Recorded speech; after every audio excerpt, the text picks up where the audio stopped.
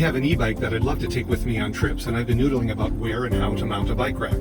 It occurred to me, first of all, to mount it on the passenger side of this rear door, because I figure it wouldn't add to the overall length of the vehicle since I've already got the generator housing mounted there.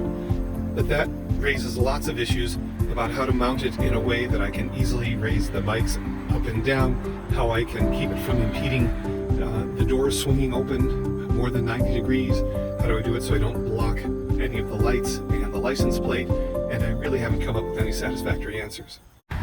Then I saw a YouTube video of a schoolie with a bike rack mounted in the front. If the bike rack slides into a trailer receiver, then it's removable and need not contribute to the overall length of the bus. I figure this can be important if I'm trying to check into a campsite that only allows RVs of a maximum length. I already have a 2-inch square trailer hitch receiver installed on the back of my car. I want to see if I can replicate that functionality on the front of the bus. Now I'm just going to be hanging a couple bikes from it, not towing a boat, so I don't know that it needs to achieve the same load capacity as this one has.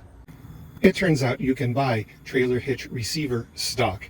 I bought a 6-inch length of it and some 1/4-inch plate steel. And I've made this cardboard mock-up of what they will look like when welded together. There's already this rectangular hole in the front bumper, and I propose to bolt the 1/4-inch plate on either side of it and have the receiver be right here in the middle. For sure I don't want it protruding like this. That would add to the length of the bus, and if I ever rear-ended another vehicle, the entire force of the impact would be concentrated here, making the damage worse. I could look at installing it this way, which is almost what I want to do, but I think it would be more elegant if this plate was hidden inside the bumper. So the issue is this plate plus a 6-inch length of this stock, is there enough room for it to fit in? So that once all the holes are drilled, I can just reach in underneath, put it in place, and bolt it.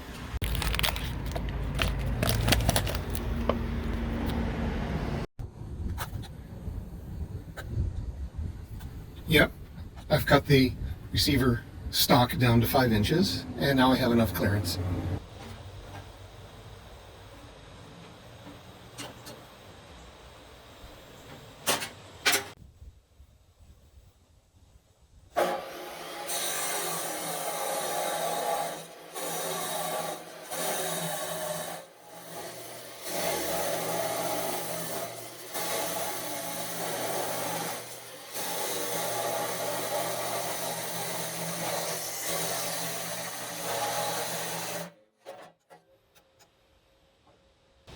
I think I tripped a breaker or blew a fuse. Yep, there it is. I guess I need to finish the cut with a lighter hand.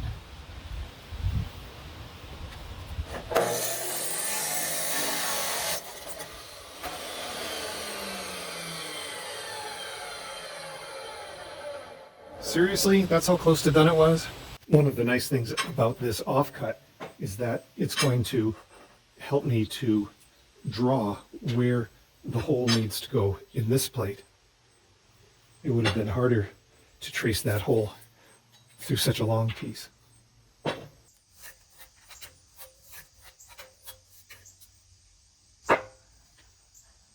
That's where I have to cut a hole.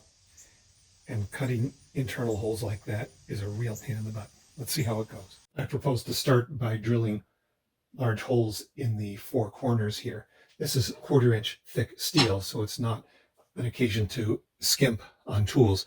So this is a cobalt steel 1/2-inch drill bit.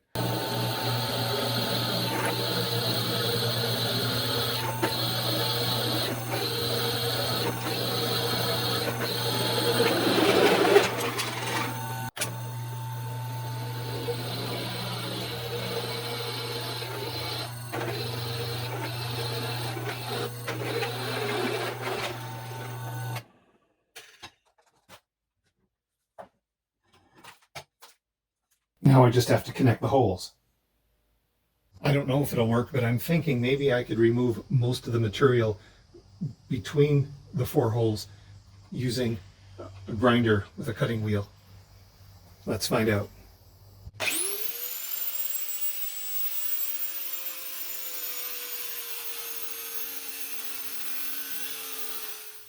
That actually seems to be working. I overshot a bit here and here. Not all the way through, but I need to be careful.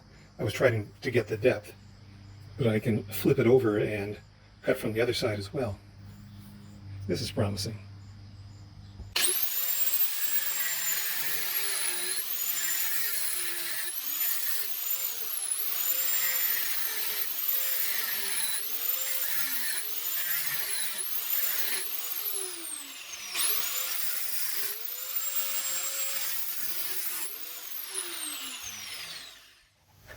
That's great progress.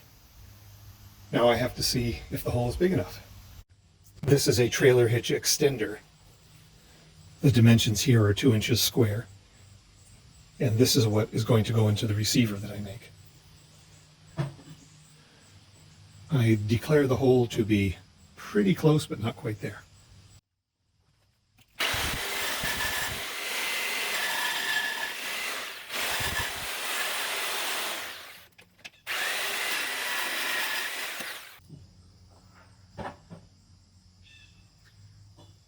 That helped. Now just for a bit of grinding.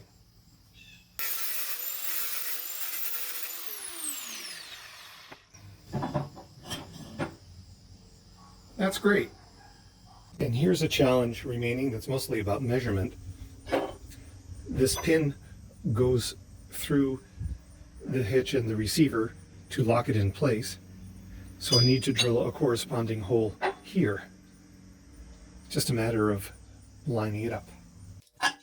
It looks like this 1/2 inch bit ought to make a hole big enough to hold this bolt. We'll find out.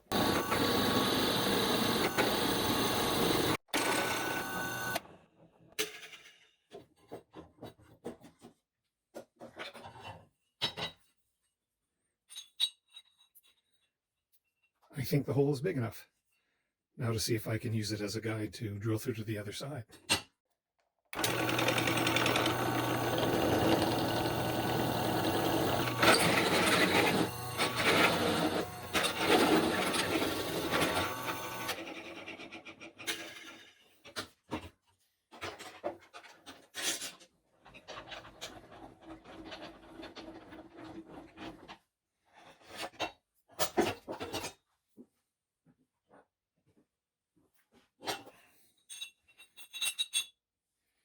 So far, so good.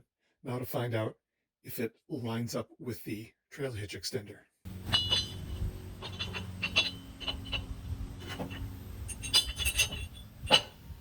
It actually does line up. I have to learn not to sound so surprised. Here's the whole assembly ready to be welded. I'm actually going to leave the hitch extender in place to make sure the two work pieces are aligned during welding.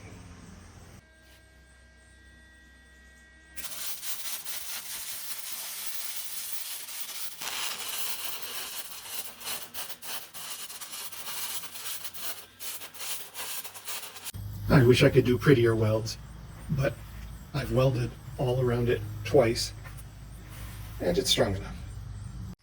If you're thinking of undertaking this project, but welding's not in your skill set, just do everything else. Find a local welder, and that person ought to be able to take care of it while you wait.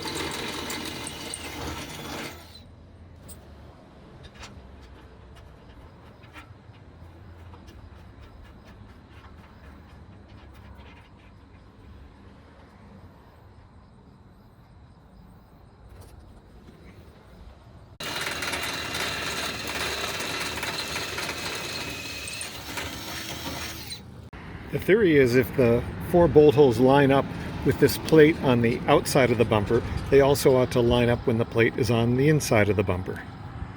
And TR here stands for top right, so I don't twist things around. Let's see if the theory works. Yep, it works.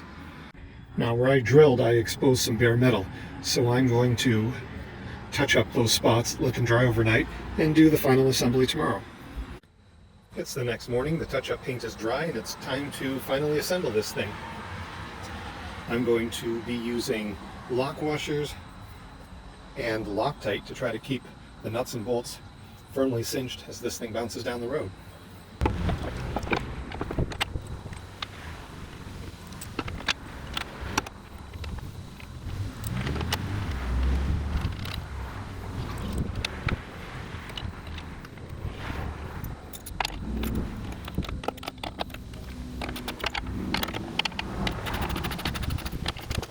The hitch extender. Is this going to be strong enough? Yep. To deter theft, I've got this locking pin that I need to slide through the whole assembly, but in behind the bumper. It's just an awkward step that I'm going to need to do every time I want to install the bike rack.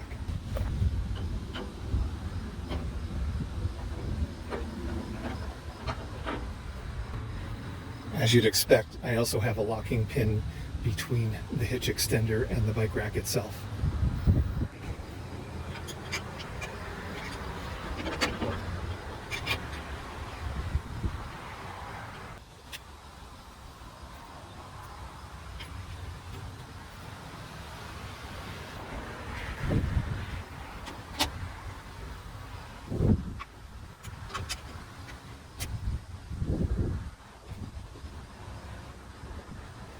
One thing that's clear is that I won't be able to swing open the hood, for example, to check fluid levels, while the bike rack is in this position.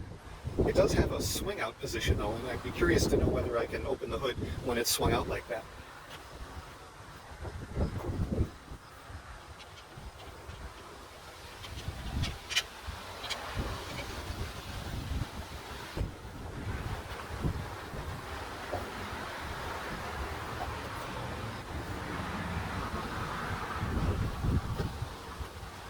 Well, isn't that a bit of good news?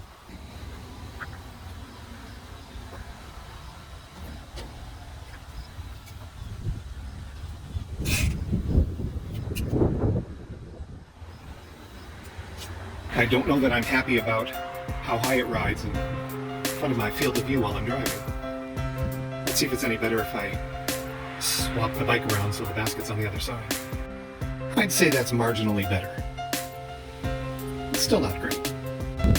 The fix may be to cut maybe a foot-long section out of this vertical post and weld the two ends together just to overall drop the height of this thing. Or redesign the basket fasteners so the basket can be removed easily, or buy a bike rack that sits lower. But that can wait. We're headed into fall and some weather-dependent projects have to come first. I'm going to call this project complete.